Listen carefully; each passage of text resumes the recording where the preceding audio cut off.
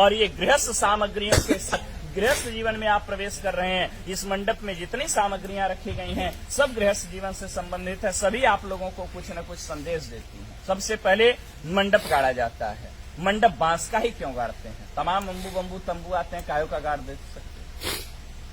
बांस की विशेषता होती है, बांस सबसे बड़ा वृक्ष माना जाता है, लंबाई में सबसे ज्यादा होता है, लेकिन जब ऊंचाई पर जाता है तो जाने के बाद क्या हो जाता है?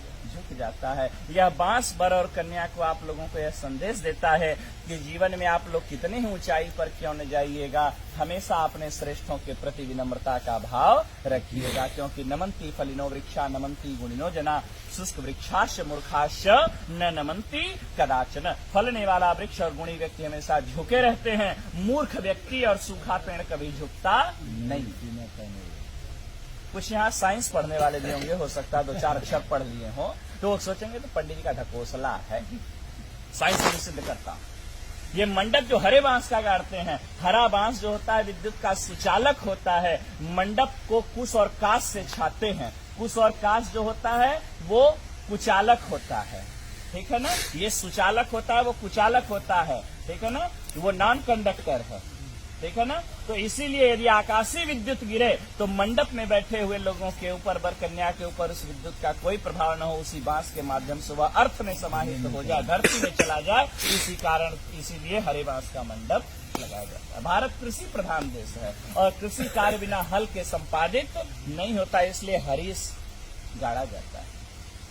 मंडप में ओखली और मूसल पुत्रोत्पत्ति की क्रिया को प्रदर्शित करने के लिए रखा जाता है। सील और लोढ़ा, सील हटा दिया जाता है, लोढ़ा लगाया गया था। अभी आपने लोढ़ा बच्ची के पैर के पास से हटाया। इसका यह भाव है कि हे देवी, ये विपत्ति रूपी पहाड़ है, आपके जीवन में यदि किसी भी प्रकार की कठिनाइयां आती रहेंगी, मैं इसी प्रकार से उसको अपने हाथों से हटाता रहूंगा, मैं आपके मार्ग को प्रशस्त करता रहूंगा, आपको घबराने की आवश्यकता नहीं है। इसके बाद मंडप में रखते हैं चकरी।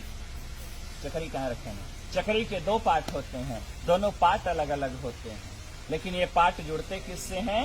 एक खूंटी से जुड़ते हैं, ठीक है ना।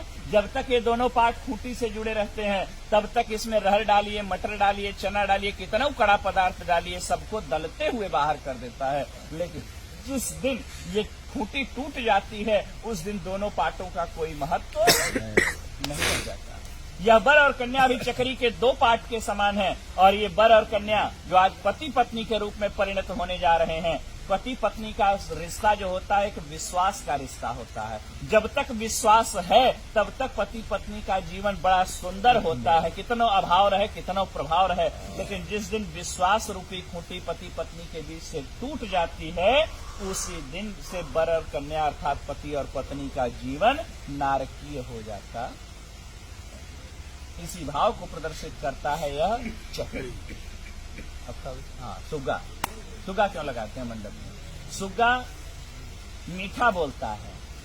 बोले महाराज सुग्गा से भी मीठा तो कोयल बोलती है, कोयल लगा देना चाहिए था। बोले तोते की दूसरी विशेषता है, तोता मिर्चा खाता है लेकिन फिर भी मीठा बोलता है। यह संदेश आप लोगों को तोता देता है कि जीवन में आप लोगों को कोई कितना ही कटु अनुभव क्यों न कराए, कोई कितना ही कड़वा आप लोगों को क्यों न बोले, आप हमेशा प्रेम से